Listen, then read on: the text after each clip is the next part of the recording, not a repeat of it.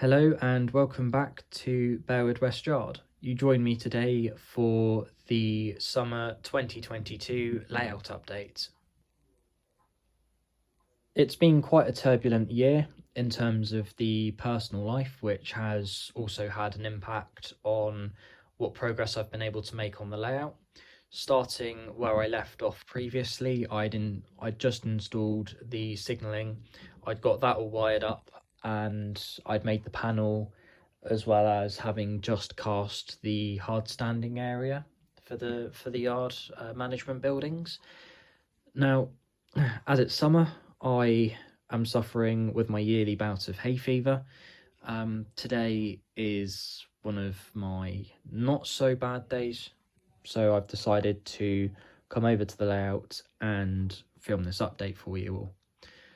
So, starting where I left off, once I'd got all of the signalling sorted, I was still in an electronics kind of mindset. So what I did was I ended up purchasing online a load of GaugeMaster lights.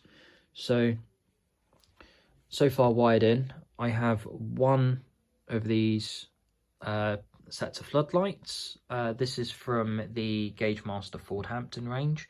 I believe it's supposed to be a car park floodlight, or for a stadium it's marketed as. But either way, I've got one of those plumbed in, and I've got another 4 of those to go.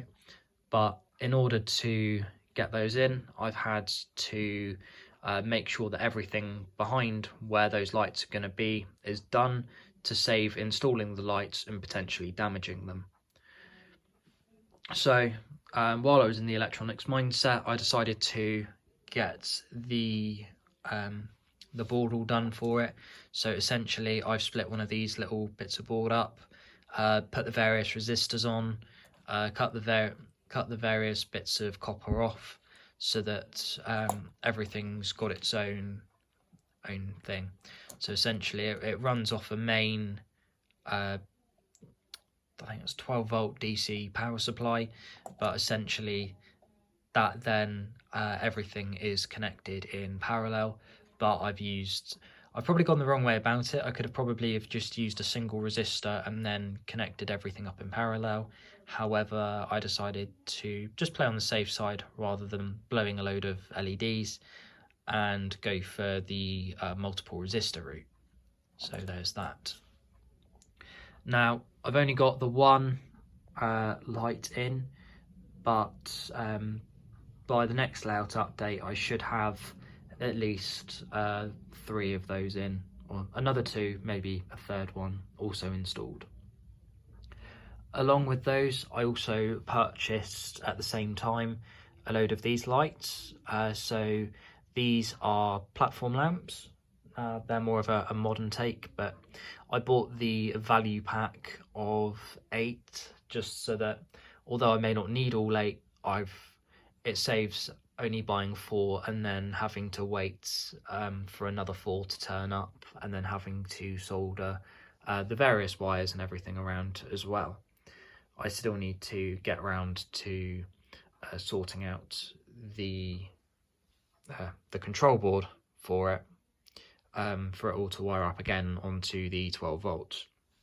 Now, I'm thinking that when that's all plumbed in, I'm going to have the control on-off switch as being on here, just like with the signalling, so that everything is in one place.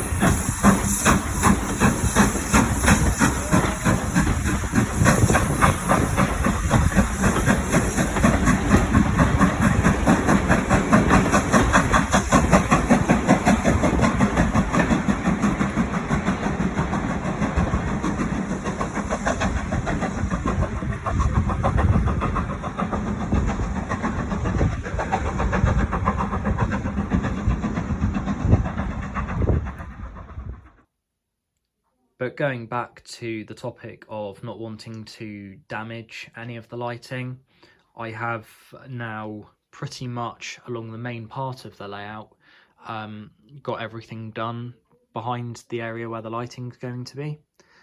Now, this is a big reveal in terms of the hard standing area.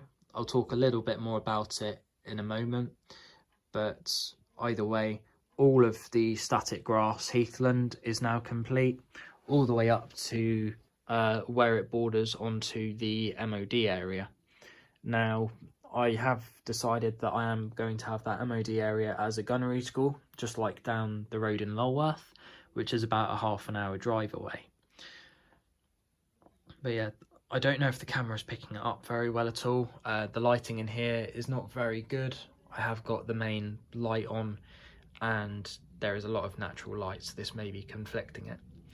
But either way, for those viewers who are not subscribed and haven't seen my previous videos, the way I do my heathland is I use World Scenics Scorched and Dead static grasses, and then I put layering spray over the top of those, and I use Woodland Scenics Fine Scatter to go over the top, just to make it look as if the grass is leafing.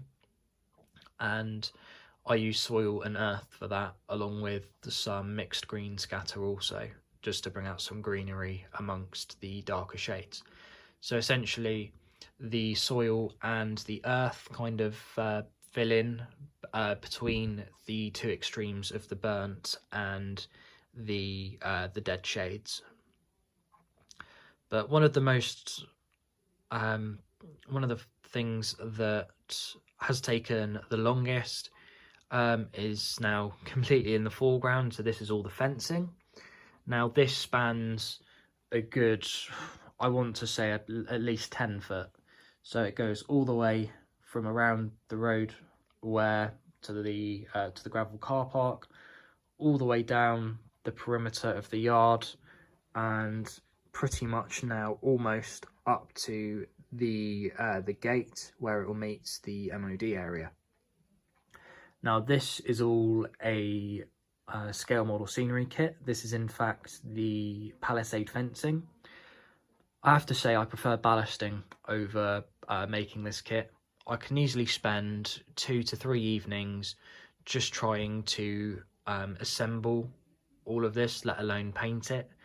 Now, the way that I make this is, as you can do it in various different methods, is that I make the kit, all the components up first, and that stick them all together, and then I paint them with Humbrol 30, which is like a dark green. It's the one that's mainly used on Spitfires for those who also do airfix. So it's a paint that I had well stocked, and I kind of colour matched it as well with the palisade fencing on my local co-op. So that kind of works. Just before I clear off the hard standing area of everything, it is missing a couple of buildings. So between the bicycle shed and the RAF police van, there is a crew mess room, and the 2 mess containers are currently substituting for the porter cabin offices, which those offices are also a scale model scenery kit along with the mess room as well. Now both of these are on the workbench, as I'm currently trying to fit independent lighting to them. So those would essentially be 9-volt battery operated, and the batteries will be stored within the units themselves, but I will show those in a little while. Along with the container offices and the welfare block, there are also a number of other scale model scenery kits. So these include the road barriers, the 10-foot containers, and the bicycle shed. The forklift is a 3D print from somebody on eBay. It's a lovely print, it's very clean, needs very little fettling, and it was quite easy to paint as well. There is a little pallet truck just behind the forklift, that, the jerry cans, the IBC pallet tanks, the pallets, and the skips, those all came from a company called 3D Printing Corner. Now, those are an excellent load of product, and they're very easy to paint, and I recommend them. The only other things left are the wheelie bins, which are from Backman Scenecraft. Now, because I'm all about keeping things local, I've painted these wheelie bins and also the 3D Printing Corner skip into the local colours of AMS Recycling, as per my local area, just to kind of keep things a little bit more unique in the sense and less random and generic. So I thought that was a nice personal touch in that sense. I am also very limited to the vehicles that I have at the moment. However, I am looking into acquiring a few more commercial vehicles and also workers' cars as well. So I'm currently working out how many car parking spaces that I can have, and also working out on a template as to where I'm going to paint all of the lines. So essentially, when it comes to painting all of these lines, I will cut out areas on this template and then just airbrush everything on. So that will hopefully come out quite nicely once that plan's done.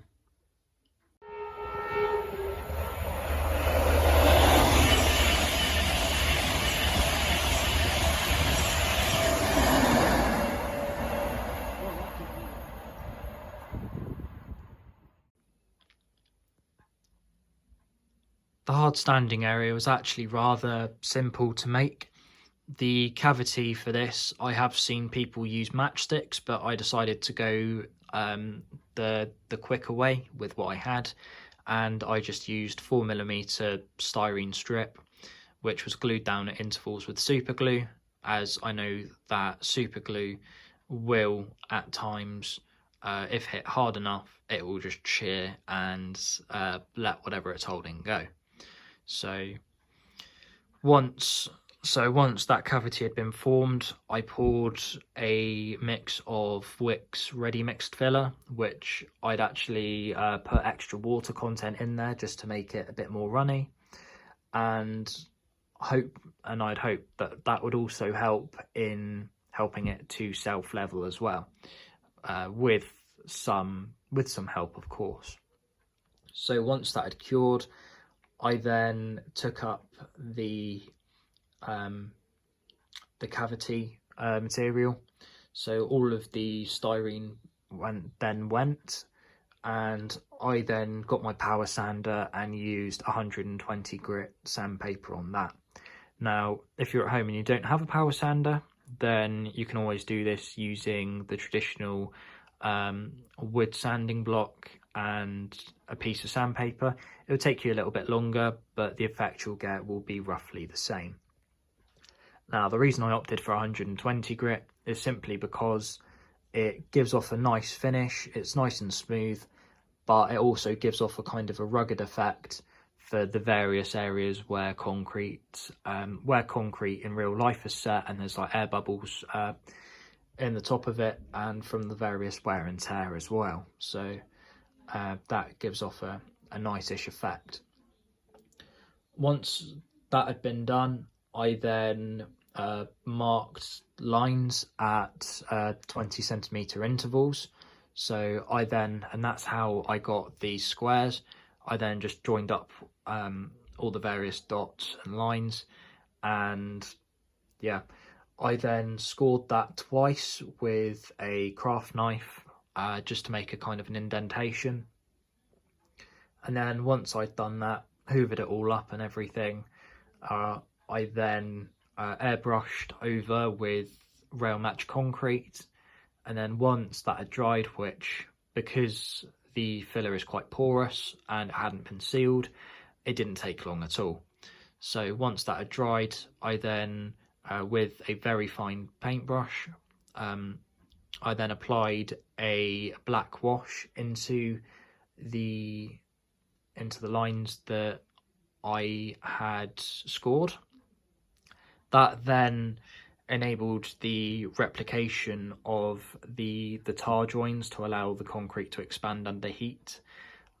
So that was that. And then I used up the excess black wash that I had. I put that into the airbrush, obviously once it had been cleaned out from the concrete, and I airbrushed over the concrete sparingly in some places, a bit more heavily in others, just to give more of a kind of a very used, torn up look. So it looks more like an airfield should, more than a depot. However, it kind of gives the idea that oil's been spilt here and there, and it's been used over the years. So that kind of gives off a good impression.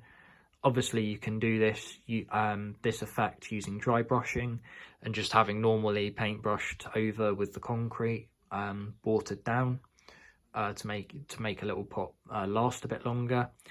But as I said, you can always dry brush on with some black paint. It was hard to see with the containers in the way. However, before in the old videos, it's noticeable that the heathland is actually raised by about an inch or so.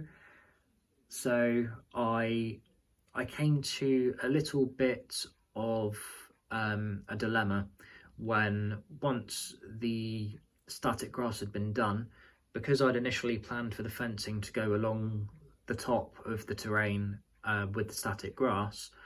I hadn't actually planned for the fencing to be down at track level like it is. So I remembered back to seeing at Hurst Holt on the Swanage Railway that there are indeed concrete wall panels so that the new carriage shed at Hurst Holt can be built. So I took this as inspiration and essentially made my own. So this is no more than 2mm grey board that I've cut to the various sizes as found on the internet. So I essentially just googled up concrete wall sections, and I managed to see some that were for sale that had their dimensions listed. That's good enough, and cut them out from a load of grey board. Now, to be on the cheap side of things, and this is actually true to life and what I have seen, you can actually use old sections of rail to hold these concrete wall panels back. So that's exactly what I've done. All of the spare pieces of Code 100 track that I had laying about that would have just been idling around in some forfeit, I decided to give all those the chop, and here they are now, all holding back these wall panels. So yeah, I think that looks all right. And then I've backfilled them with ballast as well, just to make them look a whole lot neater. I think that gives off quite a good effect, and it gives it a little bit more character as well.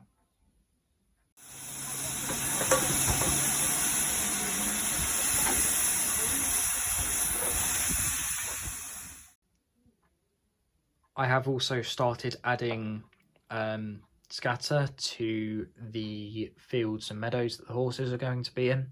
Now, both of these horses are from the fine scale figures range, and I have to say that for 3D prints, they do look pretty good.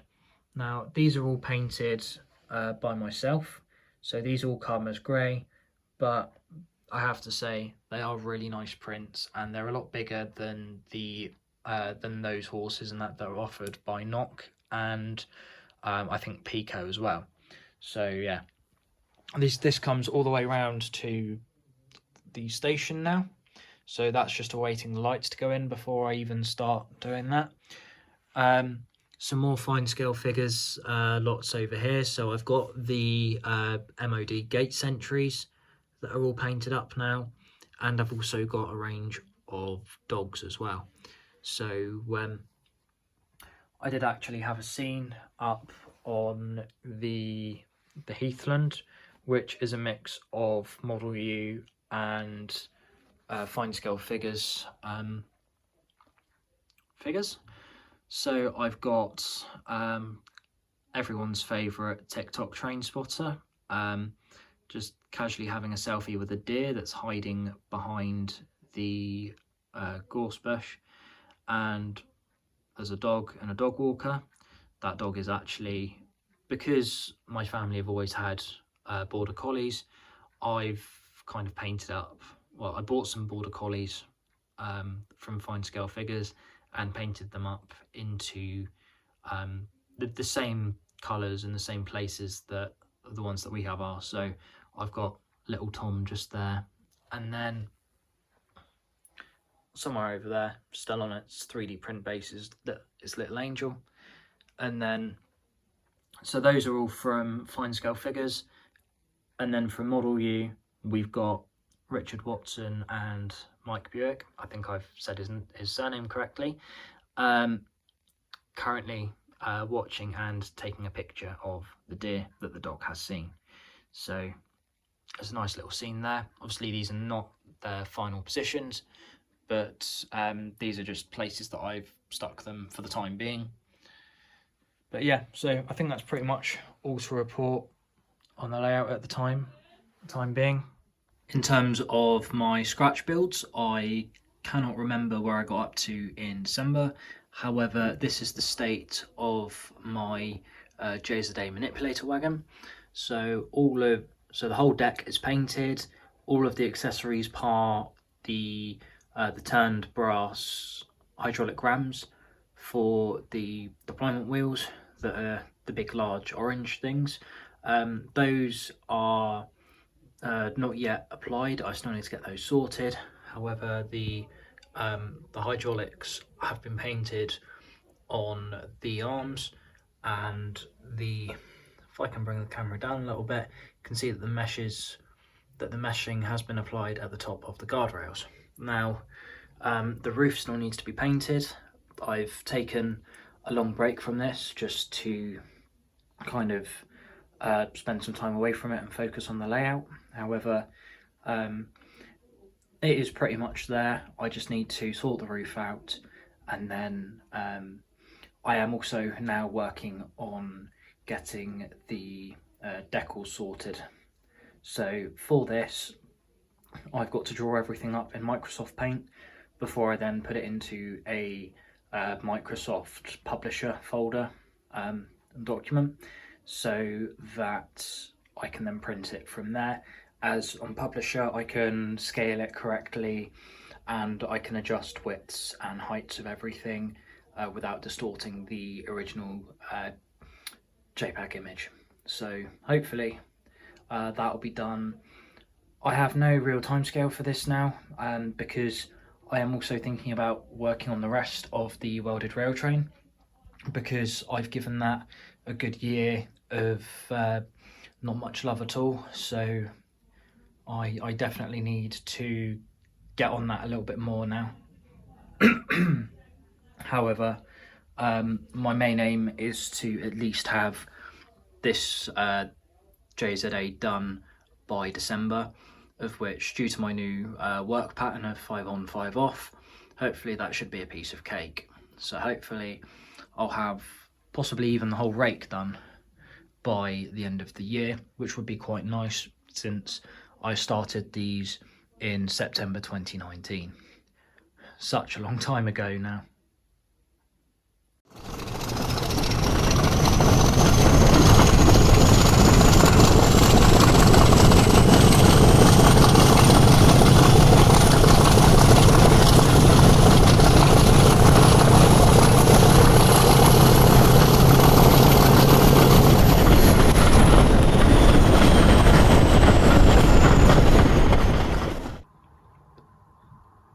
With the leaps and bounds that are being made in terms of layout scenery, I thought that in a couple of months' time it's going to be ready to take some trees.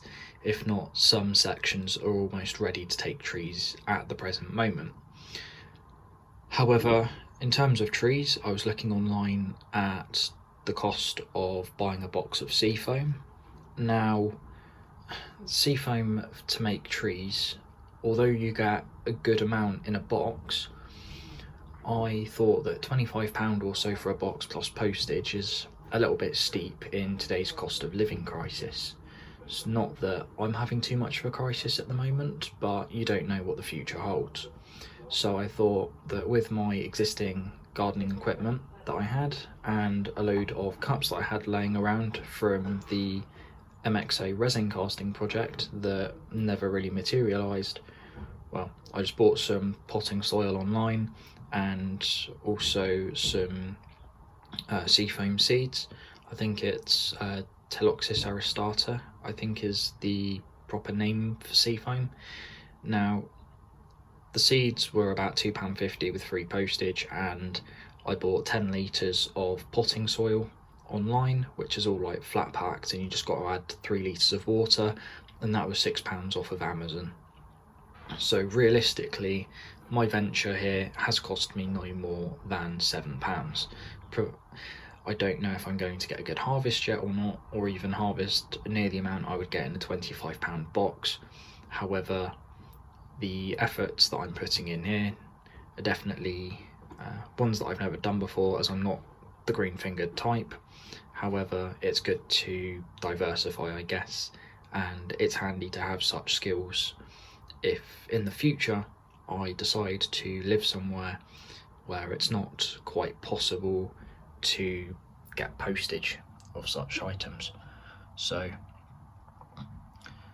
as I said, this is at the 2-week stage now. So essentially what I did was I pretty much planted all 50 or so seeds that I got in this plant tray.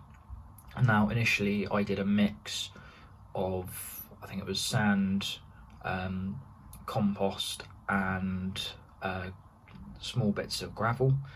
Now I thought that that would replicate the Gobi Desert a bit better compared to the potting soil that some people have had success with on YouTube. So I managed to get quite a few seedlings, I think that's what they're called, growing in that. As can be seen, I've had these shoots coming up now. So I did that in one of these seed trays, and then the larger ones, which are at best probably about 10 days old. Now these I've transferred over to their own little pots, and I put them in potting soil so that they've got a decent amount of nutrients compared to what they had previously. Depending on how the harvest goes later in the year will depend as to whether I produce a video on how I make my seafoam trees and as to how I grow them. Now there's one YouTube video that I've watched, it's by some guy in Holland, and his video is really informative. He also lives in a flat, and the fact that he's been able to grow his seafoam plants in Dutch weather, which is quite wet, just like British summertime, that gives me some kind of confidence as to hopefully gaining a reasonable harvest. But either way, I will be posting my my plants and the various timelines of the plants on my RM web thread.